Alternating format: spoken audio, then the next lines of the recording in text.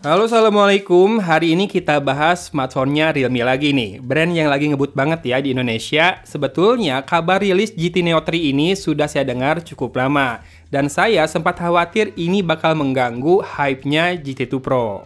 Tapi ternyata segmentasinya lumayan beda ya. Ini tuh lebih kayak budget flagship. Dengan ekstra pedas di bagian chargingnya yang tersedia dalam dua pilihan, 80 watt maupun 150 watt. Kenceng banget. Nah, yang saya uji ini adalah varian 80 wattnya, di mana speknya kurang lebih sama ya. Layarnya 6,7 inci, AMOLED 120 Hz, Full HD+, 1 miliar warna, dan juga support HDR10+. Fingerprint scannernya ada di dalam layar, dan punch hole-nya kali ini di tengah ya, nggak di pojok lagi. Dan sudah dilapisi perlindungan Gorilla Glass 5. Untuk frame pinggirnya lurus sedikit saja dan sisanya masih ada bagian atau tepian yang curvy di bagian back covernya sehingga tetap ergonomis. Dan tak lupa dua garis ala mobil balap sejalan dengan kecepatan chargingnya ini. Saya sudah coba fast charging 80 wattnya dengan kondisi smartphone menyala dimulai dari jam 9:47 dan kondisi baterai 14%. 1 menit berselang sudah naik jadi 18%, kemudian 2 menit sudah naik jadi 21%, dan dari terakhir itu 5 menit kemudian di jam 9:54 sudah 42%, alias 5 menit nambah 21%. Dan hampir setengah jam berlalu, baterainya sudah mau penuh nih, 97% ya. Jadi kalau dihitung dari tadi, itu 28 menit, baterainya naik sekitar 83%. 83% dalam 28 menit, berarti 100% harusnya sekitar 33-35 menit ya. Segitu cepat nggak buat kamu?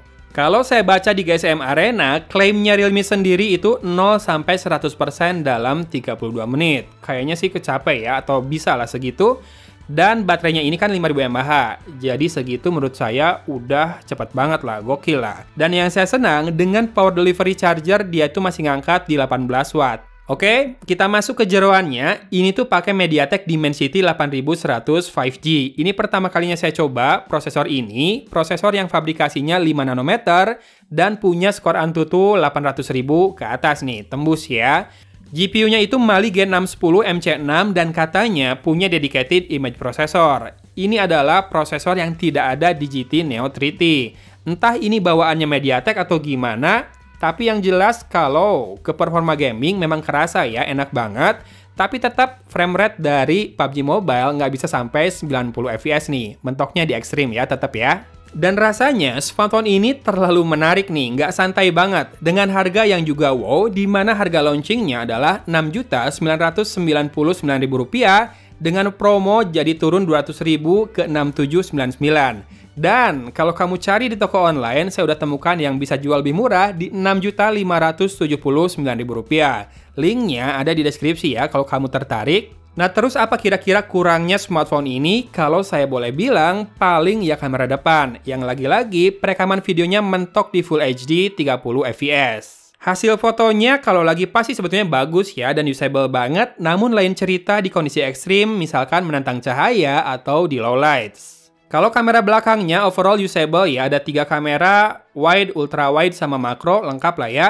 Ada bokeh video juga dan rekam bisa sampai 4K 60 fps. Ini kepake banget buat kamu yang senang upload konten ke Instagram. Iya, saya udah coba bikin IG story di Full HD 60 fps. Banyak yang bilang smooth, termasuk saat saya coba di smartphone lain dari akun lain, saya lihat hasilnya beneran smooth. Dan kameranya juga punya OIS ya, tapi paling kerasa stabil memang saat rekam di Full HD saja. 4K kayaknya OIS-nya mungkin tidak difungsikan ya. Nah, ultrawide juga stabil, cuma memang detailnya turun kalau merekam video dengan lensa yang ini. Nah, buat foto, buat saya sih so far so good ya, meski tidak sampai bikin ngerasa kagum atau wah, karena ini kan HP 6 jutaan. But yes, kata usable, saya rasa paling tepat dipakai buat kualitas kamera Realme GT Neo 3. Dan untuk urusan multimedia, smartphone ini handal ya, karena loudspeakernya simetris, lively, powerful, dan depth-nya cukup terasa. Kira-kira seperti ini nih.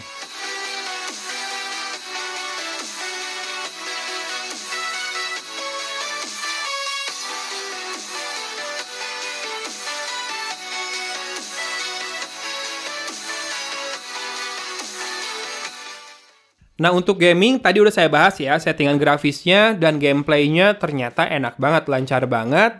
Dan jauh dari kata hangat malah, tergolong adem lah segini. Karena saya main nagih nih, main lagi, karena resultnya juga lumayan kan. Banyak kill, karena ketika one on one pun layarnya responsif, baik, performanya tinggi.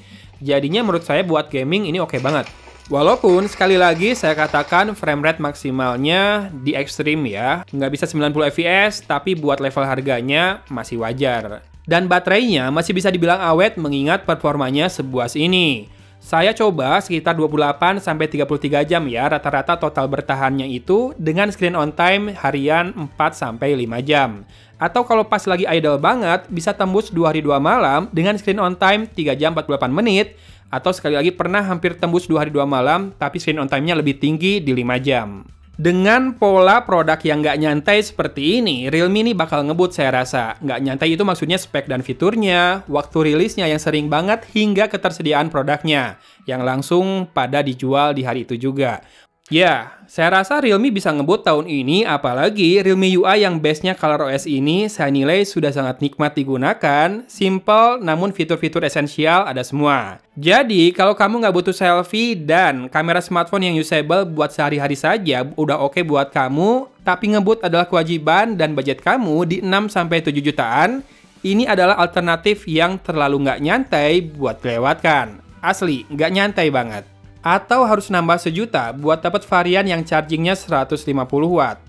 Saya rasa sih belum perlu ya saat ini. Tapi ya pilihan balik ke masing-masing saja. Yang jelas, good job Realme, smartphone-nya makin kece dan selalu rilis duluan ya dibandingkan yang lain, membuatnya selangkah di depan nih. Udah kayak mah jadinya. Oke lah, segitu aja videonya. Silakan disimak hasil foto perekaman videonya berikut ini. Thanks for watching ya guys. Jangan lupa di subscribe dan nyalakan lonceng notifikasinya juga. Dari Kota Cimahi, Agon pamit undur diri. Wassalamualaikum warahmatullahi wabarakatuh.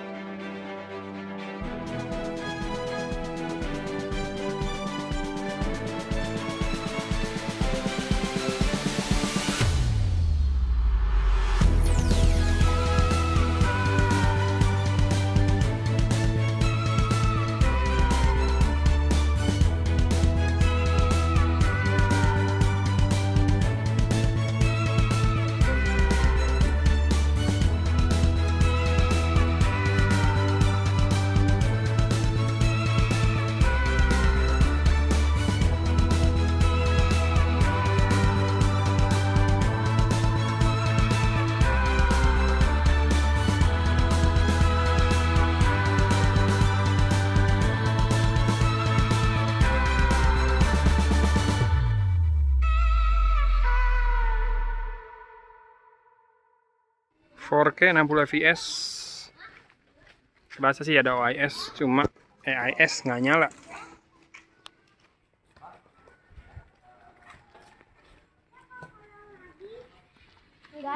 Enggak sana, Dek.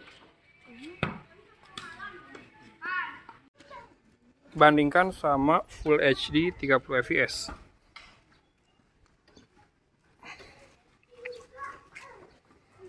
Oh, ice-nya lebih kerasa.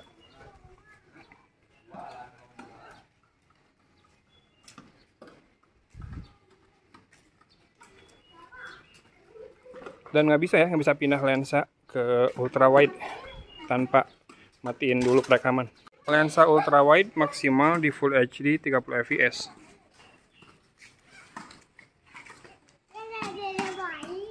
Dede bayi di mana dede bayi?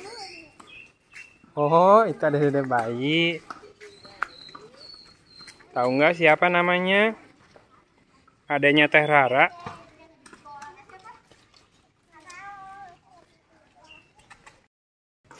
Kamera depan Full HD 30 fps maksimal. Ini detail kulit kentara banget ya. Jadi no beauty club. Silakan dicek stabilisasinya. Kerasa ada. Ada backlight. Kayaknya bisa portrait juga bentar. Portrait. Rapih, tuh di belakang ada orang. Rapih portraitnya. Ya processingnya kan cepet, jadi ya bisa membedain background dan objek. Nggak banyak kendala ya. Mungkin kalau di low light beda cerita, tapi video kamera belakang juga bisa blur kayak gini. Wow.